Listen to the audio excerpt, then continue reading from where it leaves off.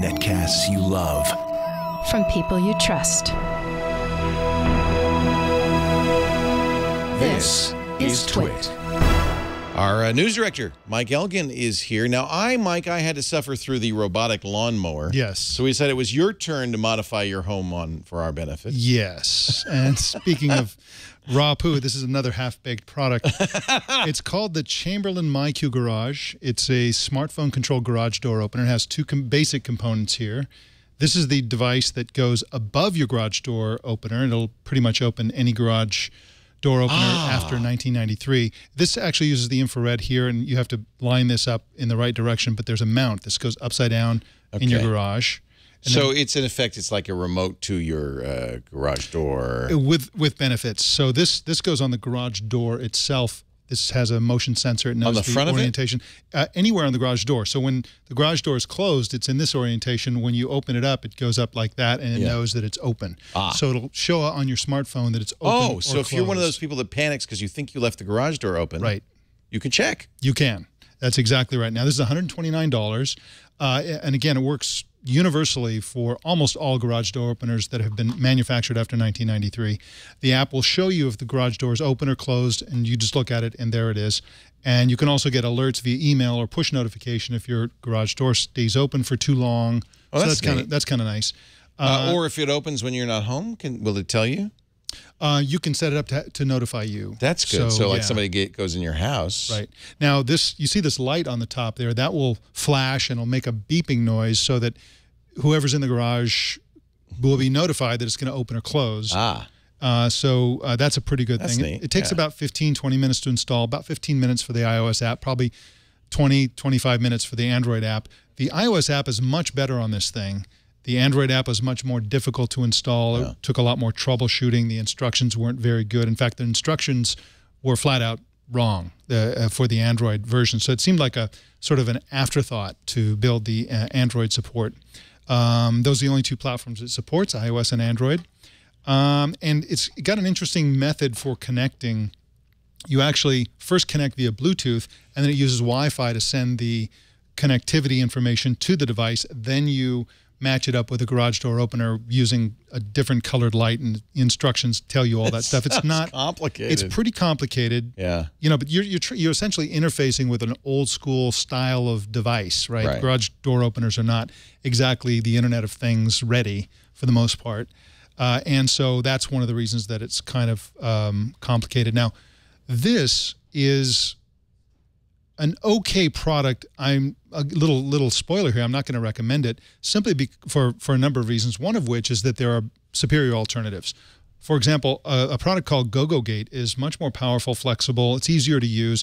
It actually has a really cool feature, and it's much more Internet of Things oriented.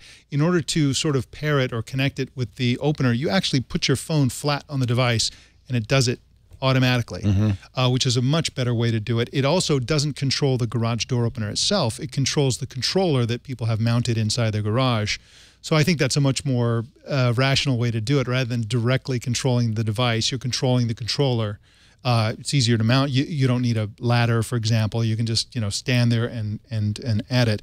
There's also the Craftsman AssureLink solutions. This is for Craftsman garage doors only. That's better. Their app is better, but that's just one brand. This will support all brands, so that's a big difference. However, GoGoGate, which I mentioned a minute ago, also supports all brands.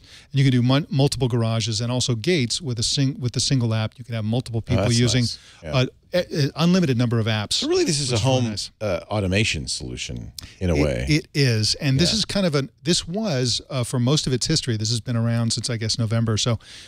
A sort of standalone, not really well integrated into the world of automation. However, they've announced that they're going to support the Wink system. Okay. Wink is the quirky spinoff, which associated with GE. That's going to be fairly universal, and so we're looking forward to seeing how that will work.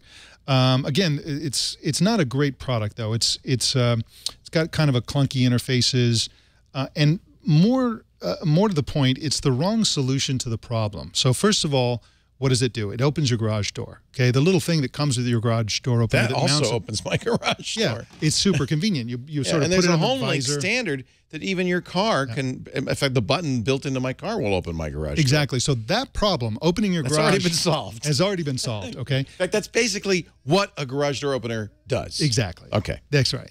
And so it's this harder. does add that one little thing that your smartphone can see whether the door is open.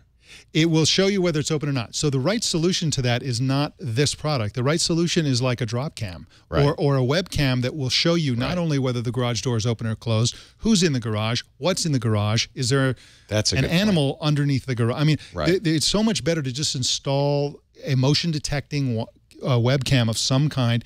And in fact, GoGoGate, the superior alternative to this product, will support integration with a webcam so that it'll actually take 15 seconds of video every time it opens and closes and sends it to you. Now, how much is the Chamberlain? It's $129. Okay, so it's super expensive. Is the GoGoGate comparable? It's $179. So the GoGoGate is more expensive for sure.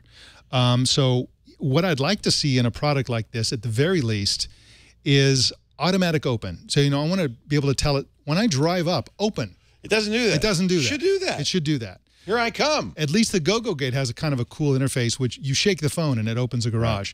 Nobody's going to sit there in a push a button. I want to pull up. I want it to be like the Bat Cave. I pull up, it opens, and I go in. Exactly. And it closes behind me. And neither of these products does that. Yeah. This should do that. It's kind of an obvious thing. You should also be able to share time-limited locks like the home automation lock systems. That would be great, so that I can give my gardener a lock, but after a week it's only on Saturday between the hours of whatever. Oh, that would be great. But they don't support that. So that would be a good reason to do this. Smart. Exactly. So I just don't recommend this conceptually, and I don't recommend it based on the quality of the product. It's a do not buy. There are better products out there, and it doesn't do enough of the things it could do to make it worthwhile. Exactly. The Chamberlain MyQ. But you know what? We're in the infancy of these products, and I think that you're going to see companies like Chamberlain, which has been around for a long time, learn, make their products better. Let's hope they're listening to you, and the next generation will do some of those things. I hope so.